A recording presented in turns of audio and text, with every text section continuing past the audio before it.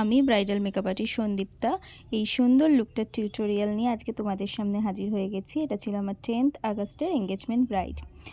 তো প্রথমেই আমি ওর ফেসটাকে ক্লিন করে নিয়ে রিকোডের গ্রিপ স্প্রেটা অ্যাজ আ টোনার হিসেবে ইউজ করি। এরপরে আমি রিকোডেরই ওয়াটার বেস ময়শ্চারাইজার ইউজ করি। এরপরে সামারে যেটা ছাড়া মেকআপ চলেই না সেটা হচ্ছে অ্যাফ্রিলিজার ম্যাজিক ড্রপ ইউজ করে নিয়ে ফেসটাকে কারেক্ট করে নিয়ে একটা ডার্মা দিয়ে হালকা বেস ক্রিয়েট করি, যেটা আমি করে থাকি এই সামারে। তোমরাও এই ট্রিকটা ইউজ করে দেখতে পারো, ভীষণ ভালো মেকআপটাকে লং লাস্টিং করে। এরপরে আমি ফাউন্ডেশন ইউজ করি এবং ফাউন্ডেশনের সাথে এক ড্রপ ম্যাজিক ড্রপ মাস্ট, তারপরে আমি আরসিএমের পাউডার দিয়ে পুরো মেকআপটাকে সুন্দর করে লক করে দিই এবং 5 থেকে 7 মিনিটের জন্য যেটাকে আমি ছেড়ে দিই।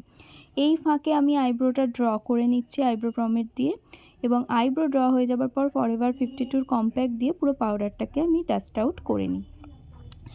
এবার আমি করি কন্ট্রোর অ্যান্ড ব্লাশারটা কমপ্লিট করে নিই। আর কন্ট্রোর আর ব্লাশার কমপ্লিট হওয়ার পরে আমি সোজা চলে যাই আই মেকআপে। ও ভীষণ একটা সফট অ্যান্ড সাটলের মধ্যে লুক চেয়েছিল, সেই ওর পছন্দ মতো রেখেছি লুকটা।